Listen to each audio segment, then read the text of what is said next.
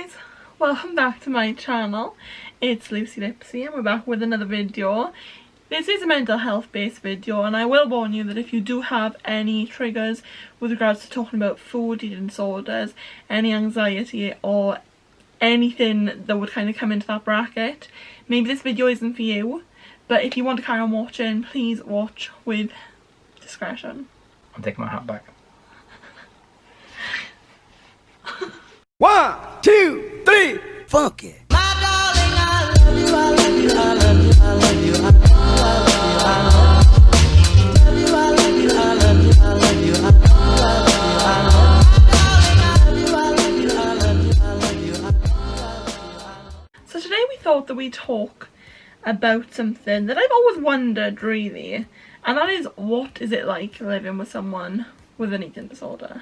So I've been quite open on this channel about my eating disorders and about my mental health in general, but to give you a kind of background on it, I've been bulimic since probably, well, before I can remember numbers, so probably like under like 10.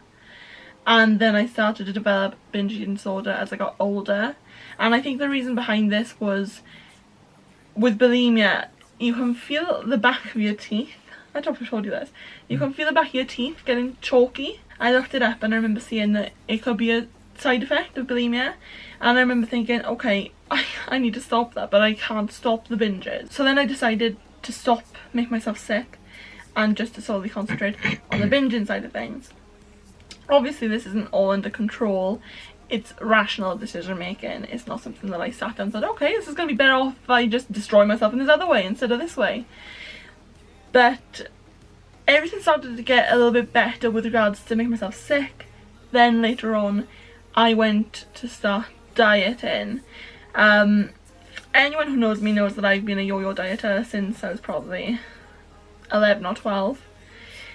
I started Slimming World when I was probably 14 for the first time, and I've been on it and off it since.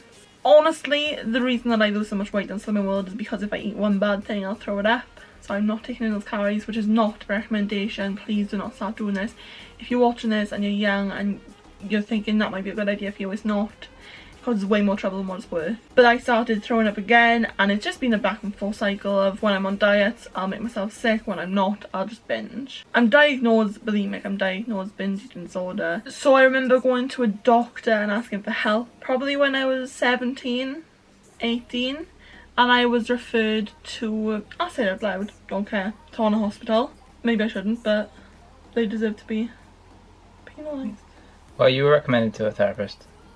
At Tawna Hospital. Okay, we'll just leave that in then. And when I went there, it was kind of like, oh my god, this is gonna kind of make everything a bit clearer for me. And I walked out crying because she told me, if you ever feel like binging, just binge on fruit. And this is something that a lot of people who I've spoken to who have binge eating disorder and who have been referred to therapists have been told themselves. So after that, it kind of destroyed my hope in getting any help from a therapist.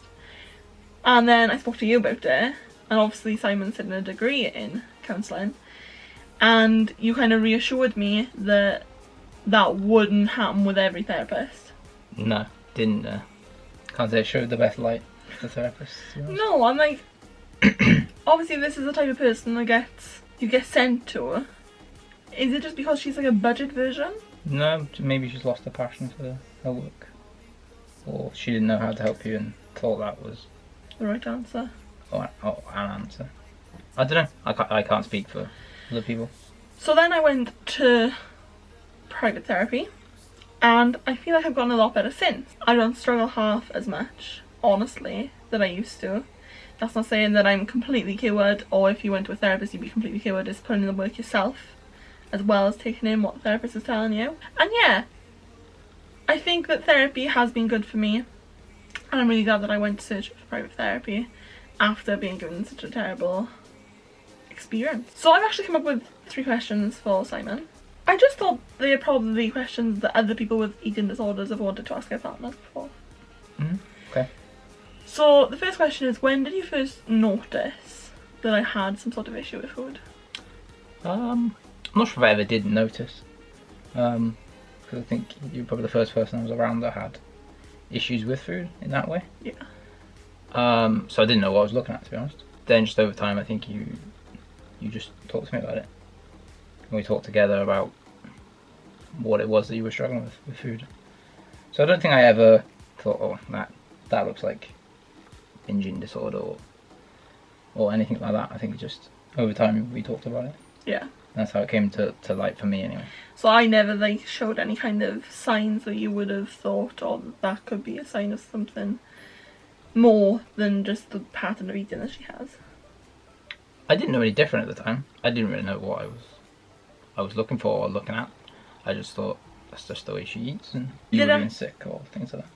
Did you actually have like a moment where you thought that I ate differently to you?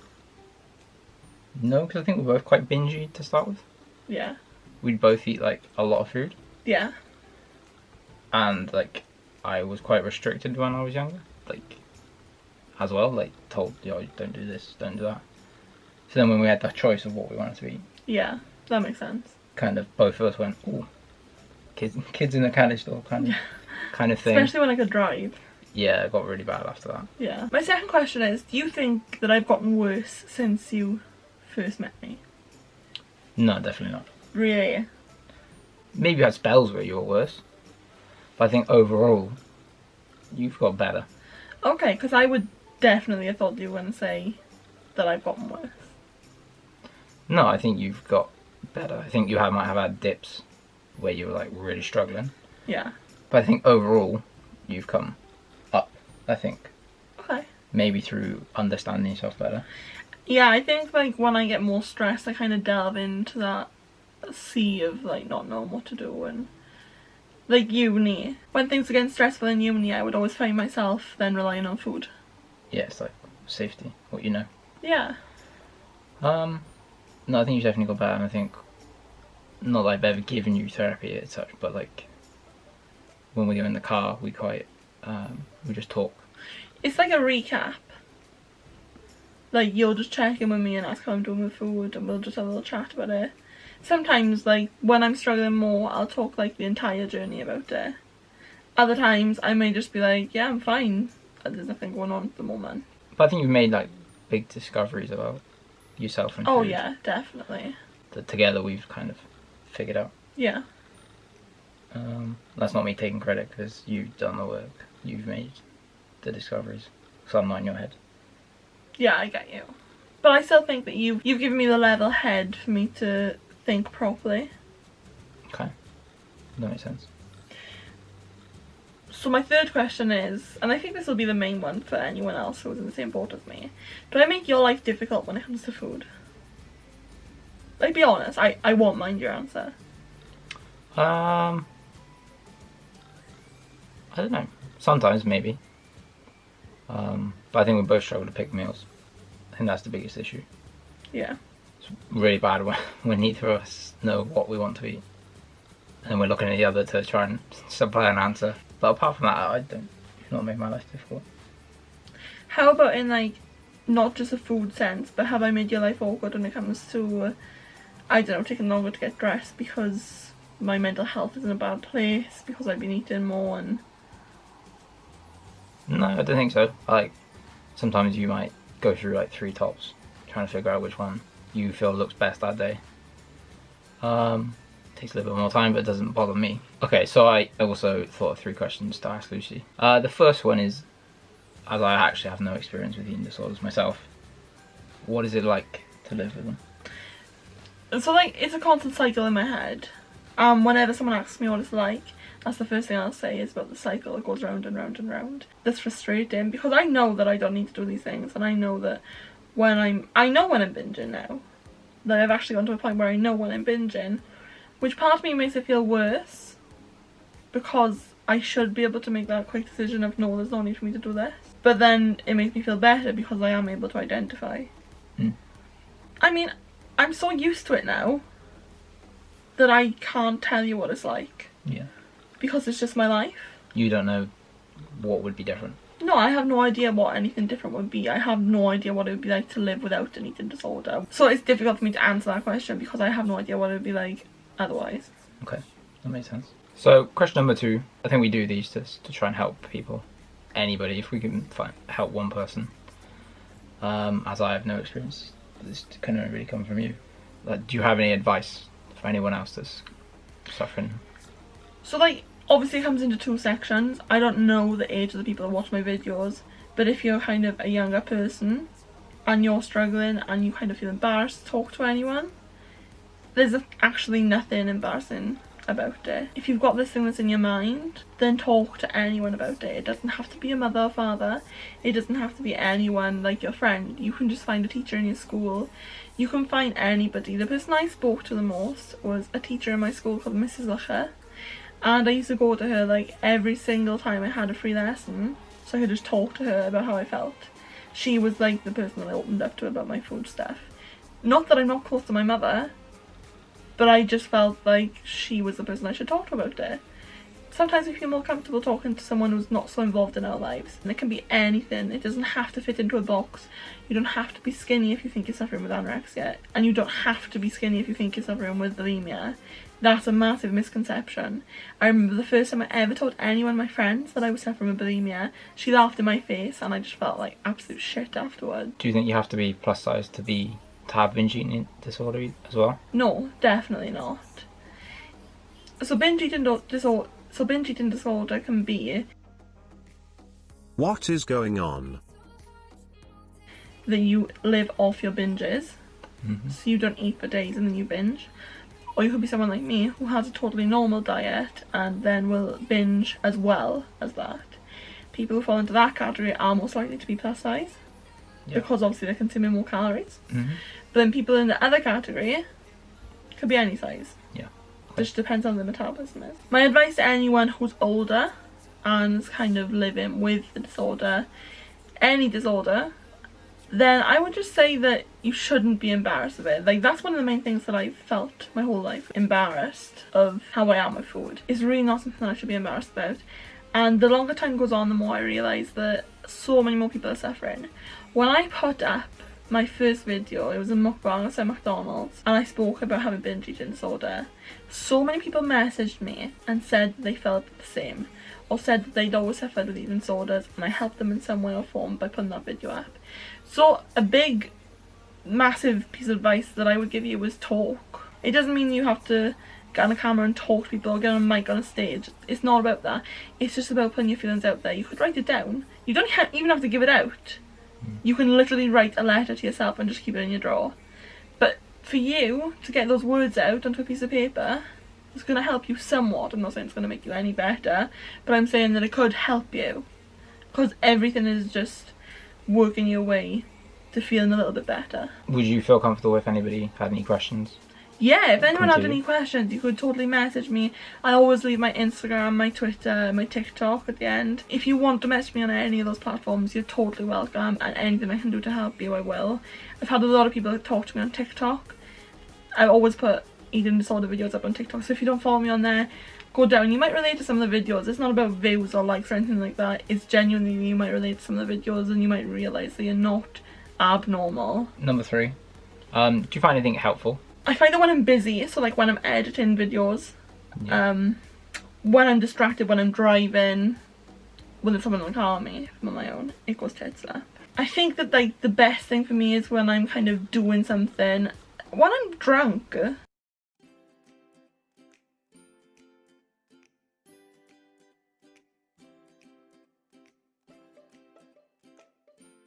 I don't think about food. I rarely ever think about food when I'm drunk, and I think that's because when I'm in my altered state of mind, it's not actually a thought in my mind about food. Is there anything that's really unhelpful for someone with any kind of disorders like this? I think the word is just. Like, the word just before anything makes it all worse. Just eat normally. Or just stop thinking about food. It just doesn't work. The people around us can't always understand what we're talking about. I'm very lucky with Simon because he listens so well. But a lot of other people around me don't get it. And a lot of other people around me will say things like, if you just follow this diet, it's going to be fine. I remember once my aunt said to me in a party, do it for your health, as in to lose weight. And I remember thinking, you have no idea what you're saying there. Because yeah, admittedly, it would help my physical health if I was to diet and lose weight. Do you know what mess it would do to my mental health? Because if someone said to me I could stay at this size, but have a clear mind and not have issues with food, I would take that. Although one would erase the other. If I had no issues with food, there'd be no reason why I was big. So yeah, I would just say that it's really unhelpful to kind of tar someone with your own brush. If someone comes to you when they have an eating disorder, don't just think, well, for me it helps when I just try to stick to 3 meals a day. No, because then you're going to put restriction into their mind. If you can afford therapy, I highly recommend that you do try to get some therapy. If you can't, there's so many places out there. I'll leave some links in the description where you can go and you can talk to anyone about it. Most of them are free. You can just text some numbers if you don't like talking on the phone. But there are definitely places out there that can get you help. Do you think it's important to do research about a therapist, maybe contact them beforehand to see if they can help? Yes, don't go to a therapist and expect them to be the one. Your first meeting with them is going to be for you to kind of gauge if you're going to get along with them, if you're going to feel comfortable around them, if they're the right type of person for you. Don't feel pressure to stay with that therapist. You really don't have to. You can go to any therapist that you want. You can go around and try like 10 of them. And like the 11th could be the best one. And that's totally fine. They're totally used to that. Yeah, it's important to find the right person for you. Yeah. Who you're going to work with best. Yeah. Where do you think you are now with everything? Well, I think with lockdown, anyone with an eating disorder is a little bit frazzled. Because, I mean, we're stuck with ourselves in the house. And I think that the more time we have to think, the worse it feels. But overall, if I can compare myself to this time last year, I know this time last year I was starting Slimming World. And I've kept weight off. But I've also picked up more bad habits throughout the time I was on there. I think that I've started to realise that the issue isn't my weight. The issue is my mental health. And the side effect of my mental health is my weight. Mentally, I'm starting to pick up on little things that I never understood before. Why I'm going to a certain place, what it's taking me to get there. And I am able to realise and recognise when I'm binging versus when I'm eating. Before, I think that the actual motion of eating was just a mess. Because I couldn't understand when I was actually hungry. I couldn't understand when I was binging versus when I was just eating. I don't think I ever got hungry before because I was constantly eating something. And eating isn't bad.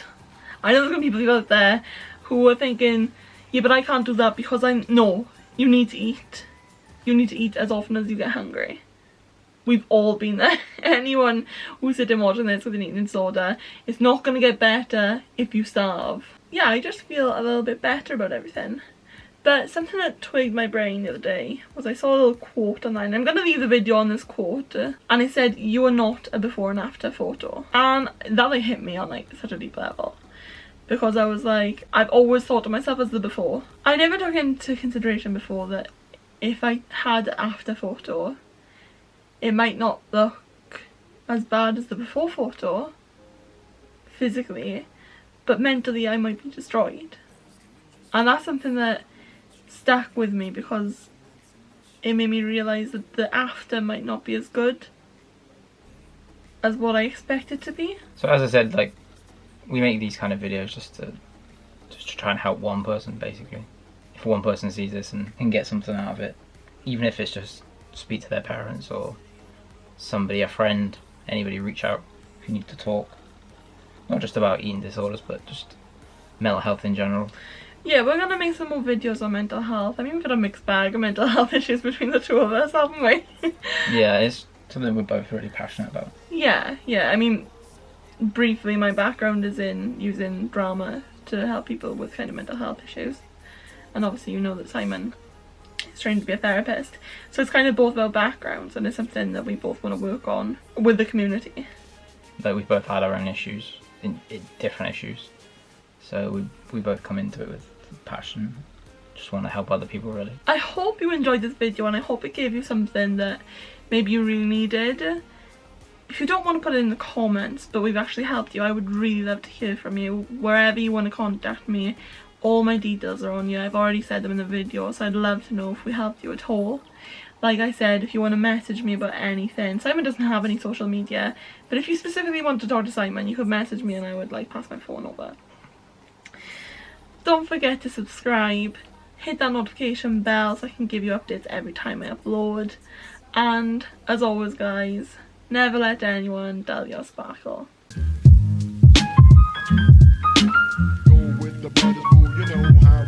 It's not for me to say